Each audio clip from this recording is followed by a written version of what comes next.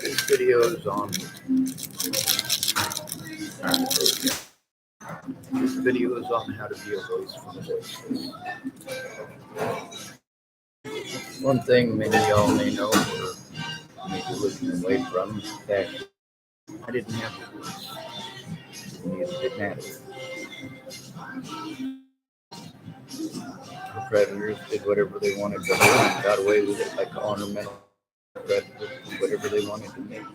Got away with it by calling her mental. When you offer to help somebody who is dull, even if it's Natalie Bollinger, keep in mind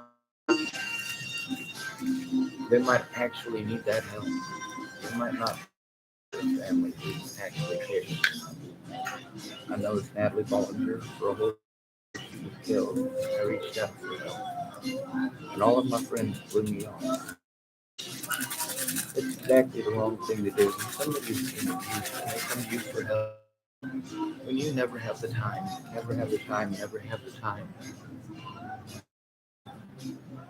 and then they commit suicide.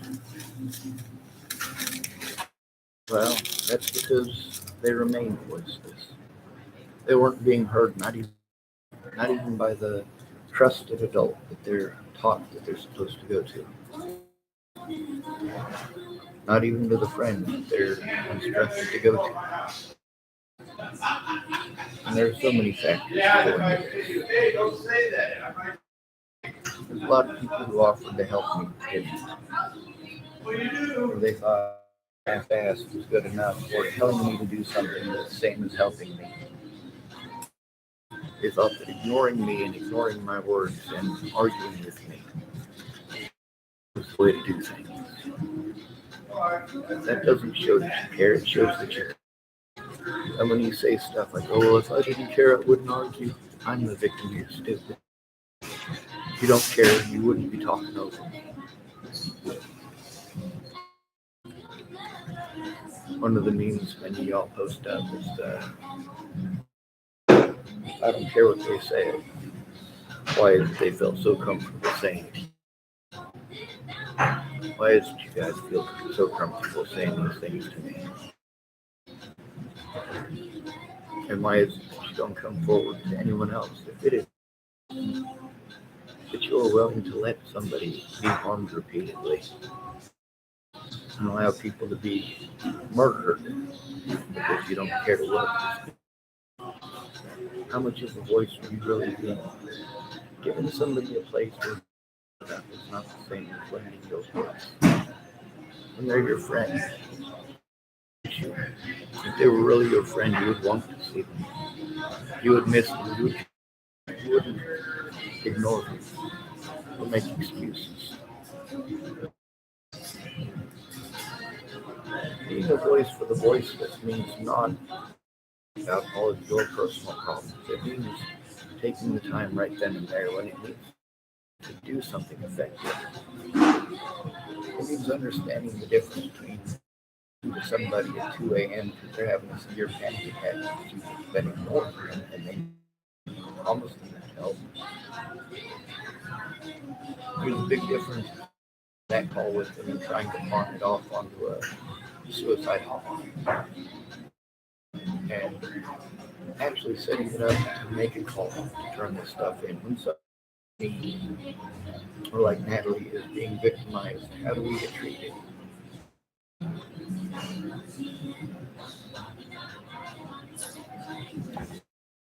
Natalie obviously got treated a lot better than I did, but not by much. Now this had not a lot more than I did, but not by much. There's a reason for that. Scheme of all this, she was on drugs and people treated drugs. I wasn't on drugs, but it didn't. It didn't matter to any of you. What matters is having the right to or socially allowed to blame it on and take it out on. What social bias do we have? We have the social bias that everything is a man's fault. Every decision that a woman makes is supposed to be a man's fault now. I don't subscribe to that. Every person makes their own decisions. There's also a lot of folks wanted to pretend like I know things by telling the truth without going to them for help. Of course, they're ashamed. They didn't do anything. They got people killed. And afterwards, they want to hide that.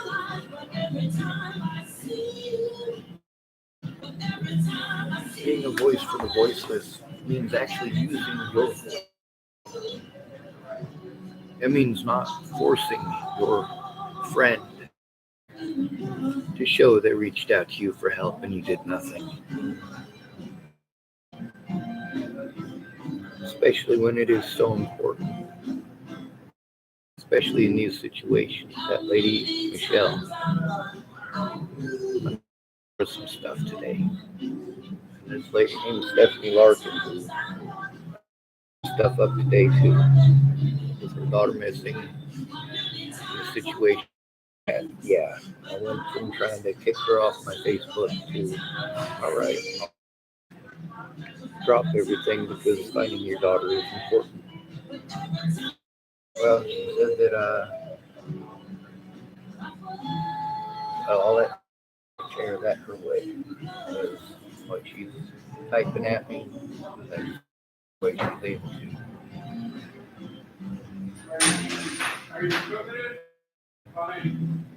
You don't want to split the pressures and dipping out.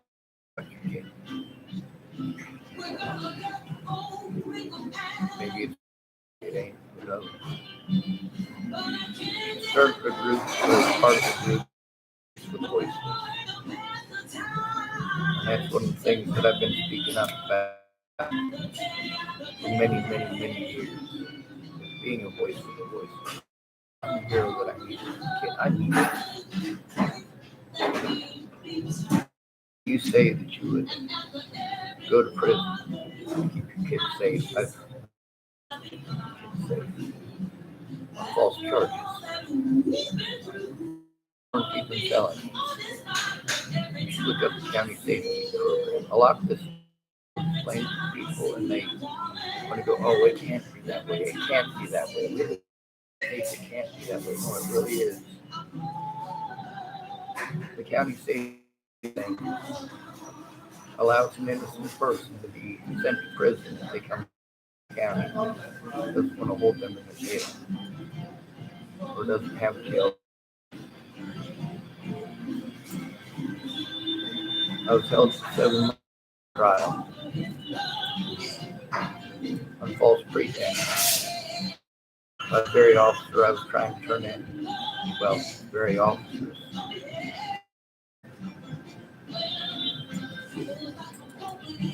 Being a voice for the means actually speaking up. That means not telling them you're sorry. Don't tell them you're sorry.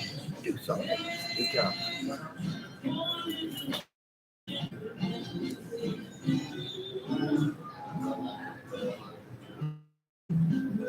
For an entire year before Natalie Bollinger was killed, I was threatened, harassed, stalked, assaulted. They were telling me they were going to kill my friends and family, telling me they were going to. In reality, all they needed to do was just leave me alone.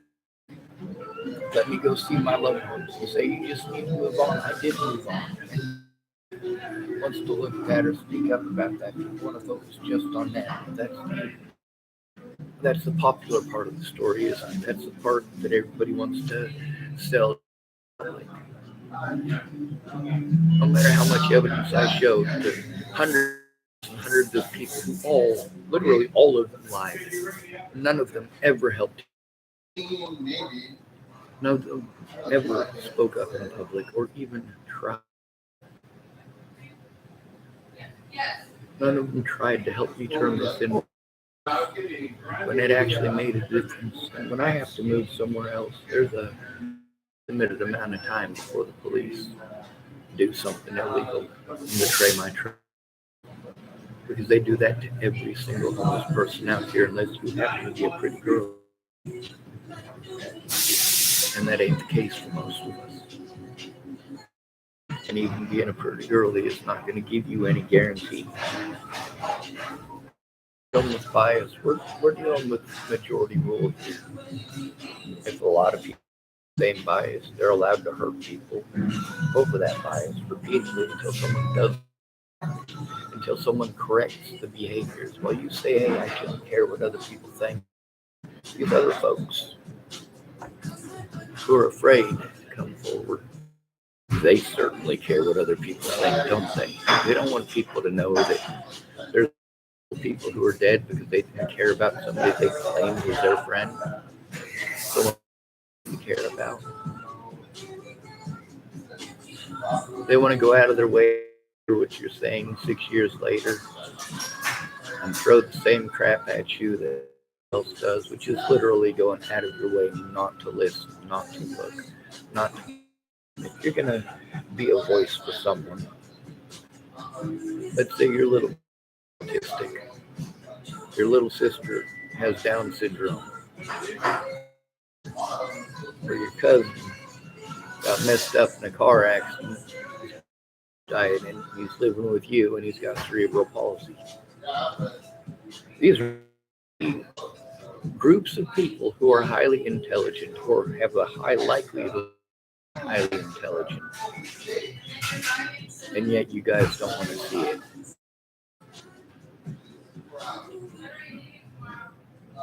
When we're victims, you guys telling us you're sorry or telling us that we just need to let it go is the equivalent of saying, that's nice, dear. Mother's busy, go play. I mean, it is entirely dismissive. And many of you don't. The things that you say are so incredibly dismissive. It doesn't register to you how much you harm others. By saying, I am your friend. If you need help, come to me, I will help. And they come to you for help and you say, I'm busy. They're beaten up, but you don't even know they've been beaten up because you're too busy. And then a friend of theirs ends up dead. Couldn't turn it in because nobody cared. But you're still too busy. You don't know that's going on because then your friend gets assaulted by the police. Try to reach out to you again, but you just simply can't. You are too busy. You're always too busy, too busy, too busy. That returns to me as people interpreting it that I'm some sort of a horrible monster who deserves to be victimized because I am easy to victimize. Nobody cares enough to actually stand up and tell the truth. What they interpret that as, oh, Sean must not be telling the truth. It's not my fault that you guys are cowards, that you claim that you're voice for the voiceless, and then you show absolutely beyond any shadow of a doubt that some people just don't mean anything to you. They're not people. You call them friend, but the right color to be a victim. They're not the right gender to be a victim. Rather than do the friend or family thing to help them turn it in, you say, I don't know what to do. I don't know how to help. The hell you don't. Who would you reach out to if you were assaulted physically, sexually, or who would you go out to try to get help from? Likelihood that you're going to get that help. I will not pretend that doing these horrible things to women is okay because it's also not okay to do those horrible things. Natalie Bollinger is dead for one specific reason. Because nobody was waiting. To this day, people like Caitlin, after 6 years, have shown that she absolutely doesn't care about me. She didn't care until I told her to go away, and then she wanted to do a BS. No, you're not trying. You're not hearing the words that are coming out of my mouth. This wasn't just Natalie dying. The abuse towards me started over a year before that, just from them. Show that they had more than just saying pretty words on Facebook from hundreds of miles away. They're hundreds of miles away as an excuse. Where were you when I was there in person?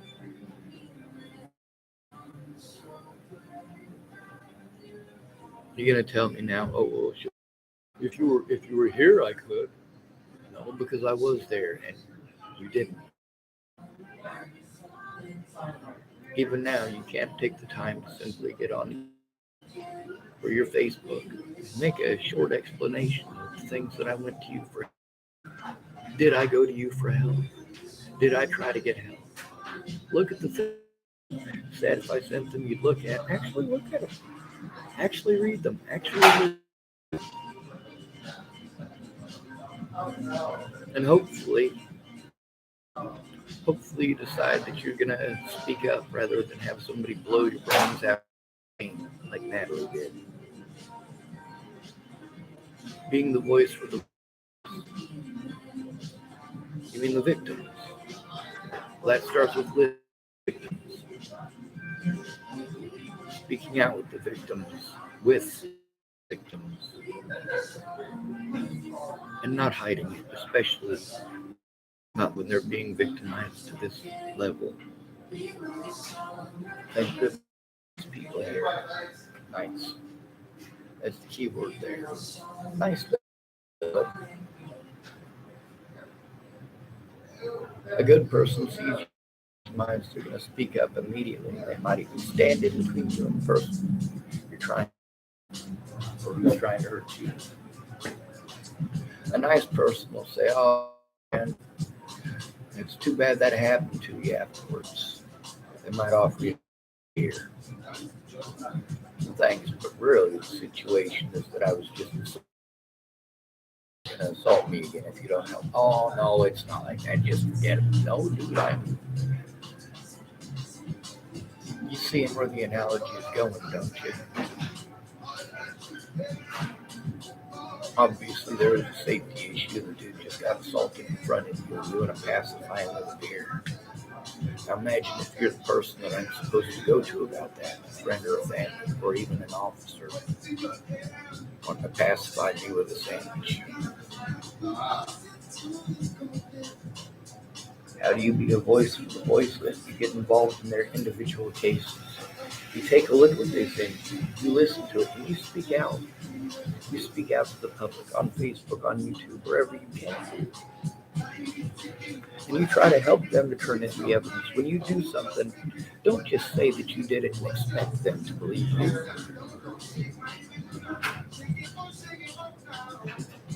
Save the evidence, record the calls, allow the victim evidence so they can go in trouble.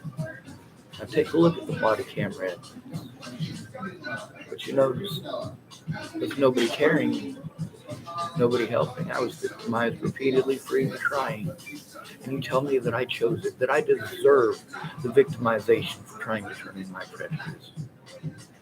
That I'm only being victimized because I spoke up. You don't just apply that to us, you also apply that to rape victims. Do you have any idea how sick that is? Being a voice for the voiceless doesn't mean telling them about everything that's going to go wrong or could go wrong. It means listening to the victim about it and actually speaking up. Actually looking and speaking up. After 6 years, there's been a lot of abuse that's happened. Natalie Bollinger is dead. Anna Hunka is dead. Alexis Flanton is dead.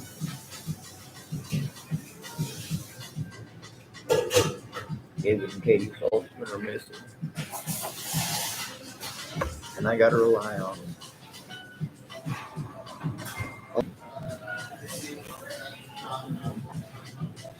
Looks like my connection is unstable. Since my connection is unstable, it's going to be difficult to make the video or finish it. So I should probably finish it now.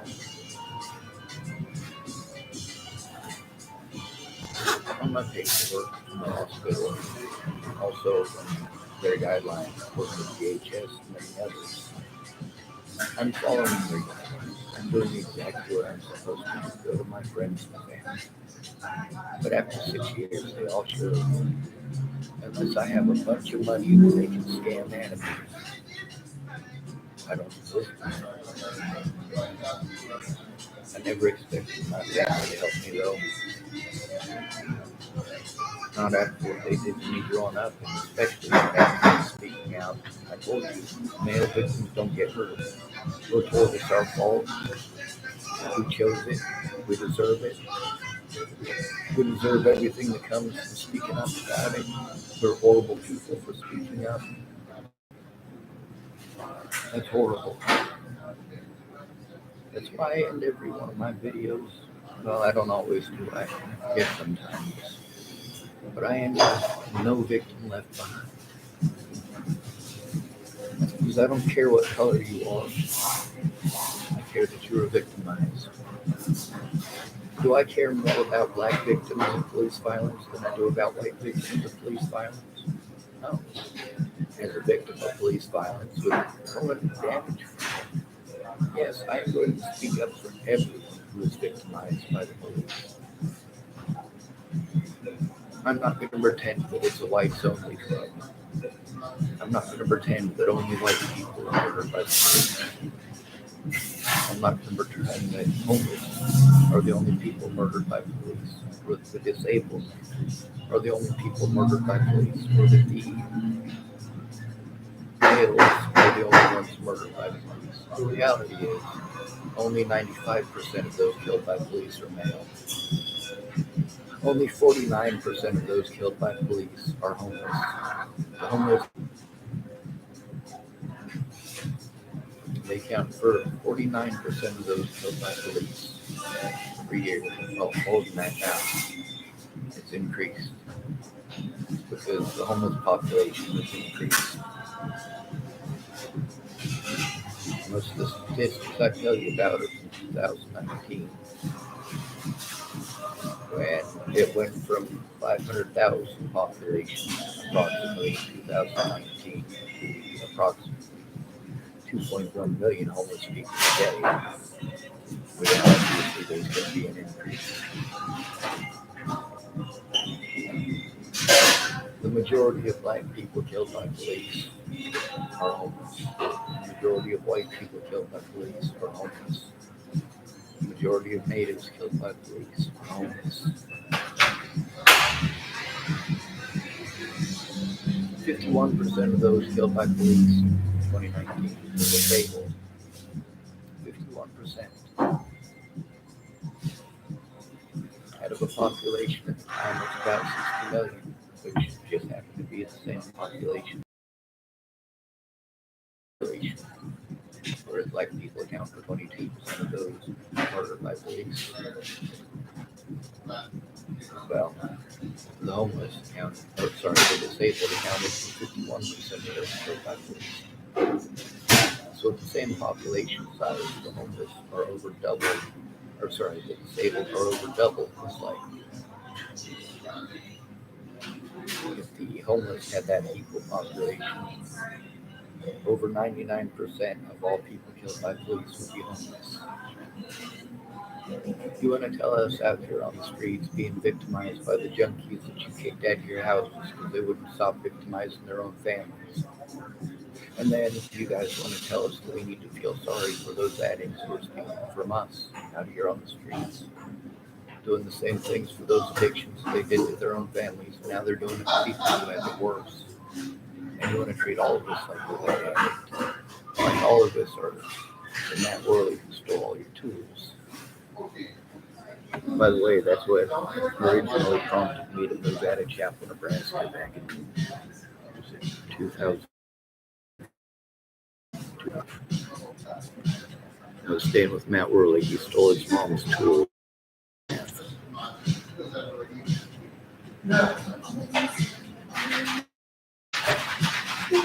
Shameful.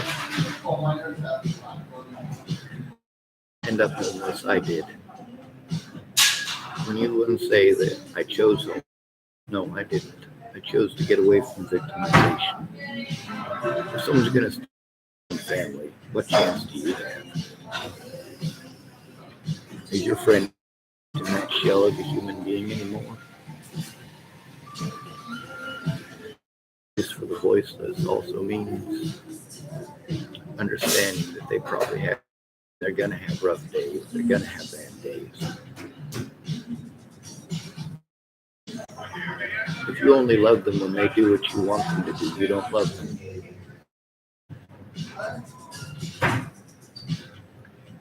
And if people have to care about them, you don't care about them.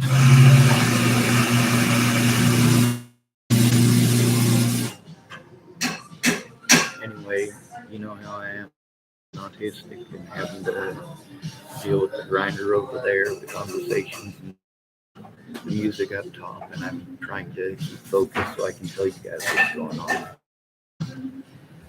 It's not the easiest thing to do. Being a voice for the voiceless means understanding somebody's disabilities, taking the time to, instead of say that you don't have time, but you still want to tell them you're a friend and you'll make the time. When are you going? There comes a time when it's inappropriate. When you've already shown that you're not a friend, that it's not somebody you care about in passing. I mean, sure, if you see me walking down the street, you know me, I am, instead of do I have to be on the internet to get heard. You're probably going to wait. You're probably going to be glad to see me.